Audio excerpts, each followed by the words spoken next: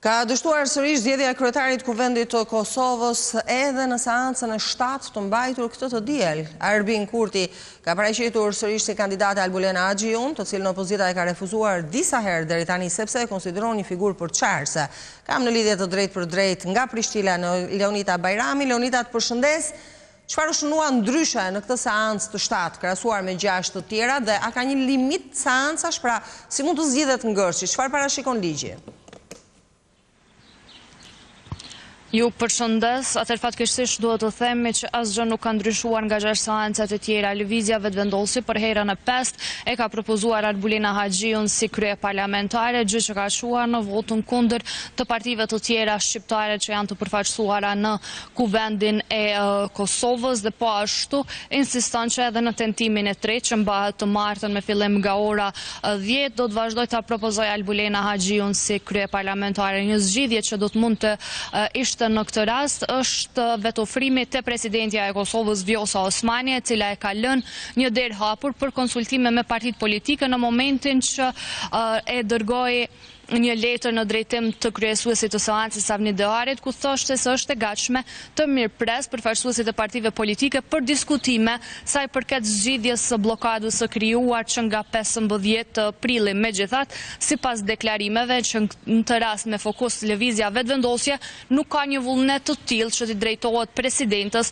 ose të paktën të ketë diskutime me partitë e tjera për të dalur nga ky ngërç i krijuar institucional. Në anën tjetër, një zgjidhje që mund të ishte në këtë rast është edhe që presidentja e Kosovës, Vjosa Osmani, e cila aktualisht është e vetmja që mund të drejtohet gjykatës kushtetuese, mund të bëjë një pyetje se sa kohë mund të zgjas propozimi i kryeparlamentarit nga partia e parë. Kujtojmë se me Kushtetutën e Kosovës dhe me rregulloren e punës së kuvendit i takon partisë së parë nga këto zgjedhje, në këtë rast lëvizjes vetëvendosje, që ta propozoj kryeparlamentarin ose kandidatin për kryeparlamentar, për çka duhen 61 vota. Po ashtu kushtetuta nuk e ka paraparë se sa mund të zgjas një seancë e cila nuk prodhon asgjë në këtë rast, nuk e zgjedh kryeparlamentarin, e rrjedhimisht nuk e zgjedh as nënkryetaret e kuvendit.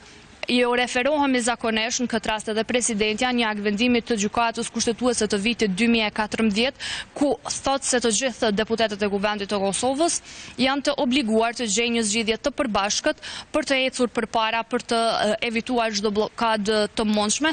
Megjithatë, duke pasur parasysh që lëvizja vetëvendosja është e para, bie barra mbi të, por që nuk shpreh vullnet të takoj partitë e tjera dhe së paku të nxjerrin një konsensus qoftë edhe për të shkuar në zgjedhje, gjë që sipas deklarimeve të tyre nuk është skenari i fundit.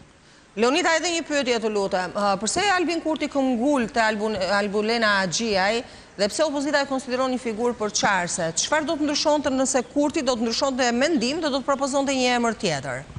Pra, është emri ai që sjell ngërçin apo tradita e opozitës për të kundërshtuar çdo gjë që mazhoranca propozon?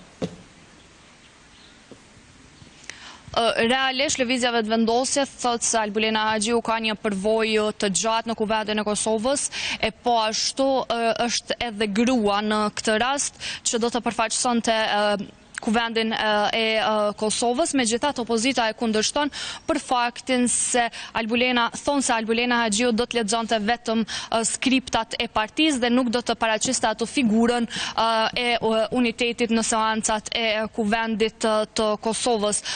Aleanca për Ardhmërinë e Kosovës në këtë rast ka propozuar qysh në fillim 2 emra nga radha e televizjes vetëvendosje që do të kishin votën e tyre. Është deputetja Saranda Bogujevci dhe Shqipe Selimi, për të cilat AAK-ja ka thënë se do të ketë vot.